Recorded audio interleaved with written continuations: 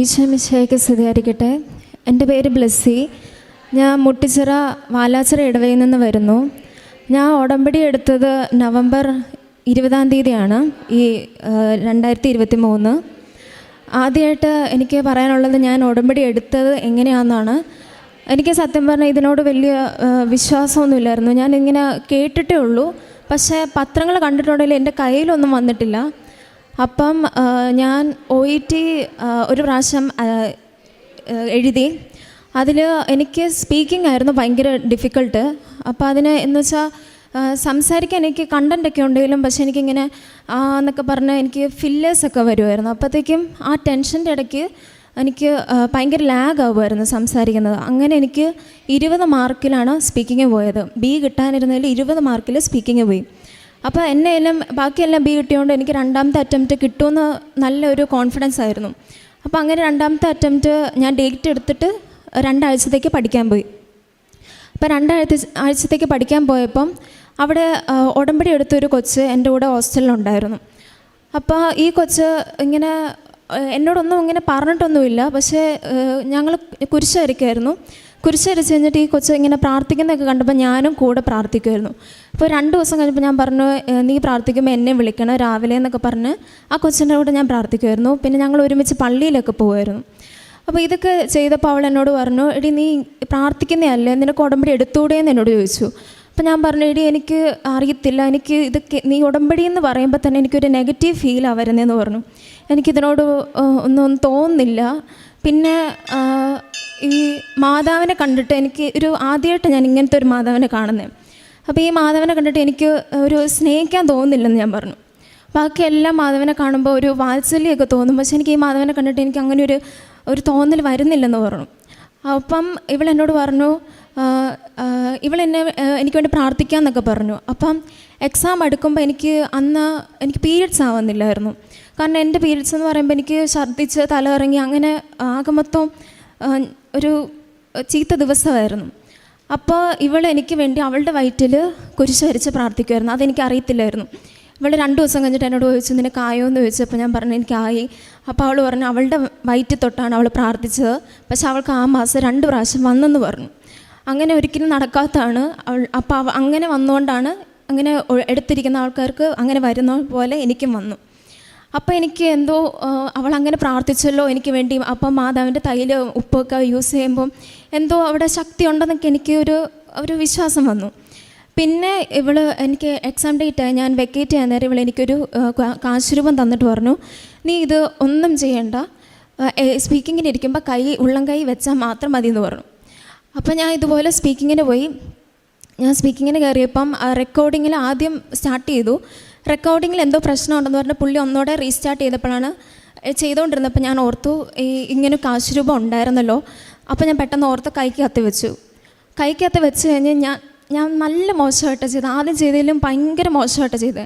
അപ്പോൾ എൻ്റെ കണ്ണെല്ലാം നിറഞ്ഞു. ഞാൻ ഒരുമാതിരി പേടിച്ചു. കാരണം ഈ പ്രാവശ്യം എൻ്റെ 33,000 രൂപ നഷ്ടപ്പെട്ടല്ലോ എന്നോർത്ത് എനിക്ക് സങ്കടം തോന്നി. അപ്പോൾ കഴിഞ്ഞപ്പം എന്നോട് ആ സാറ് ചോദിച്ചു, നീ എന്താ പറ്റിയെന്ന് ചോദിച്ചു. ഞാൻ പറഞ്ഞു, ഞാൻ ഉദ്ദേശിച്ച പോലെ അല്ല ചെയ്തതെന്ന് പറഞ്ഞു.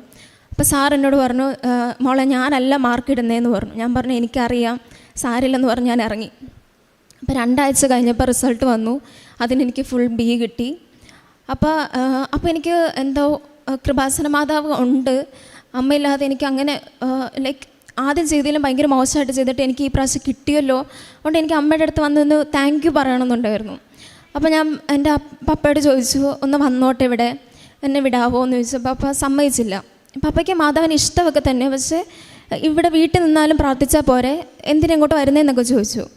പിന്നെ ഈ കൊച്ച് എന്നോട് പറഞ്ഞിട്ടുണ്ടായിരുന്നു, ഞാൻ കൃപാസനത്തെ പറ്റി ഒത്തിരി ഞാൻ ഇവളുടെ അടുത്ത് ചോദിച്ചിട്ടുണ്ട്, ഇതെന്നടി എങ്ങനെയാണ്, ഇതെന്താ കാര്യങ്ങളൊക്കെ ഞാൻ ചോദിച്ചപ്പോൾ അവൾ എന്നോട് പറഞ്ഞു, എടി എനിക്ക് ഇതിനെപ്പറ്റി കൂടുതൽ പറയാൻ അറിയത്തില്ല, ഒത്തിരി ഉണ്ട് പറയാൻ, അതുകൊണ്ട് നിനക്ക് ഈ സാക്ഷ്യങ്ങളൊക്കെ നീ കാണാൻ പറഞ്ഞു, സാക്ഷ്യങ്ങൾ കാണുക, അച്ഛൻ്റെ പ്രസംഗമൊക്കെ നീ കേൾക്കാൻ പറഞ്ഞു. അപ്പോൾ അതിനകത്ത് നിൻ്റെ സംശയങ്ങൾ അവിടെ നിനക്ക് വെളിപ്പെട്ട് കിട്ടുമെന്ന് പറഞ്ഞു.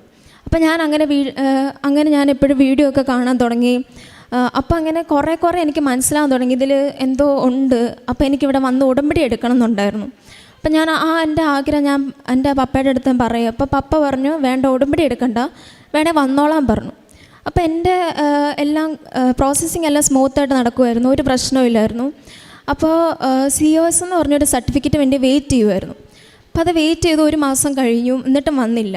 അപ്പോൾ എനിക്ക് നല്ല കോൺഫിഡൻസ് ആയിരുന്നു. എൻ്റെ ഫ്രണ്ട്സിന് എല്ലാവർക്കും COS വന്നു, അവർ പോയി അവിടെ ചെന്നു. അപ്പോൾ അവർ 2 ആഴ്ചയൊക്കെ വെയിറ്റ് ചെയ്തു, ചിലർ ഒരു മാസം വെയിറ്റ് ചെയ്തിട്ട് കിട്ടി. അപ്പോൾ എനിക്ക് എന്തായാലും വരും, സമയം താമസിച്ചാണെങ്കിലും വന്നോളൂ എന്ന് പറഞ്ഞ് എനിക്ക് നല്ല കോൺഫിഡൻസ് ആയിരുന്നു.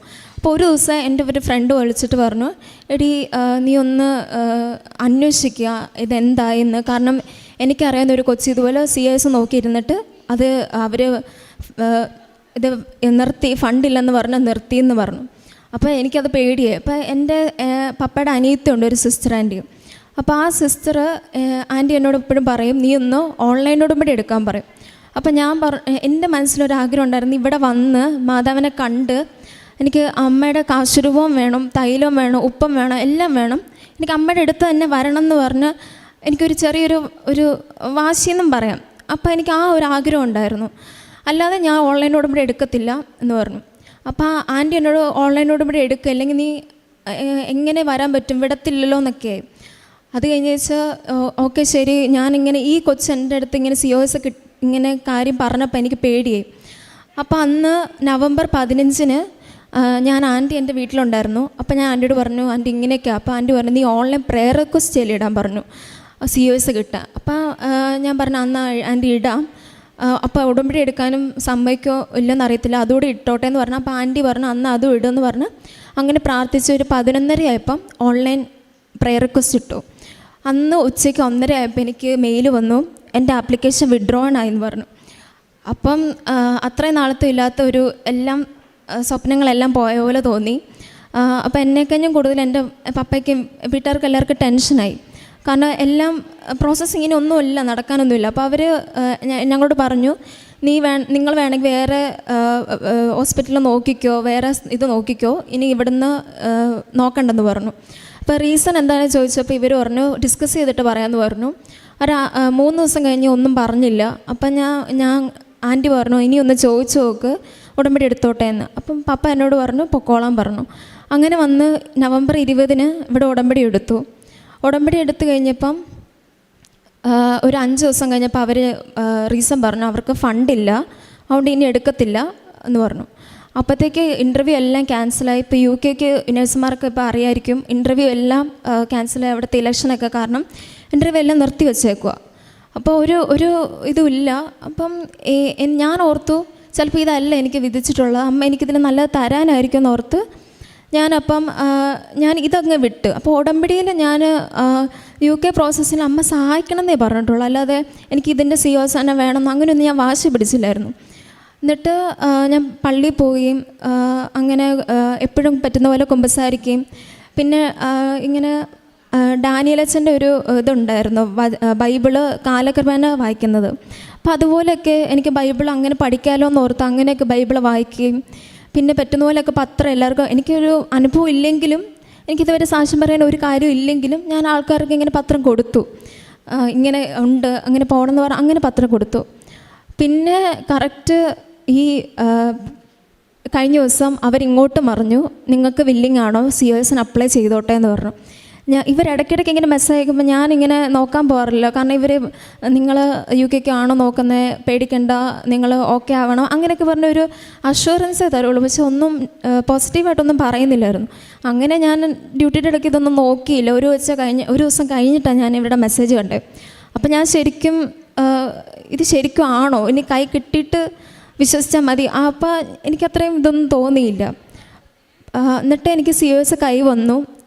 അത് കഴിഞ്ഞ വിസയ്ക്ക് അപ്ലൈ ചെയ്യാൻ നേരം ഞാൻ അമ്മയോടൊന്ന് പ്രാർത്ഥിച്ചു. തിങ്കളാഴ്ചയായിരുന്നു വിസയ്ക്ക് അപ്ലൈ ചെയ്തത്. അപ്പോൾ ഞാൻ അമ്മയോടൊന്ന് പ്രാർത്ഥിച്ചു, അമ്മ തന്നെയാണ് ഇത് തരണേന്ന് എനിക്ക് അറിയണം, അതുകൊണ്ട് എനിക്കിത് ചൊവ്വാഴ്ച തന്നാൽ മതി എന്ന് പറഞ്ഞു കയ്യിൽ. അപ്പോൾ എനിക്കിത് എൻ്റെ കൂടെ തന്നെ ഒരു 2 പേരും കൂടെ ഉണ്ടായിരുന്നു ഇത് വിസയ്ക്ക് അപ്ലൈ ചെയ്യാൻ ആ ദിവസം. അപ്പോൾ അവർക്ക് 3-ാമത്തെ ദിവസം, അതായത് വ്യാഴാഴ്ച അവരുടെ കൈ കിട്ടി വിസ. എനിക്ക് വിസ എന്നിട്ട് കൈ കിട്ടിയില്ല. അപ്പോൾ വെള്ളിയാഴ്ച കഴിഞ്ഞു, ശനിയാഴ്ച ഉച്ചയായപ്പോൾ എനിക്കൊരു മെയിൽ വന്നു, നിങ്ങളുടെ വിസയുടെ ഇത് അപ്രൂവൽ ആയെന്നേ ഉള്ളൂ, അല്ലാതെ ഇത് ഡിസ്പാച്ച് ആയെന്നോ വന്നെടുക്കണമെന്നോ ഒന്നും മെയിലൊന്നും പറയുന്നില്ല. അപ്പോൾ അപ്പം എന്നെയും ഞായറാഴ്ച അവധിയാണ്, തിങ്കളാഴ്ച കൈ കിട്ടേണ്ട സംഭവം. അപ്പം തിങ്കളാഴ്ച ആയിട്ടും ഒന്നും മെസ്സേജ് ഒന്നും വരാതെ കണ്ടപ്പം എൻ്റെ വീട്ടുകാർക്ക് പേടിയായി, ഇതെന്ത് പറ്റി, ഇനി ഇതും നീളുവോ, ഇതും ക്യാൻസലാവോ, അങ്ങനെയൊക്കെ തോന്നി.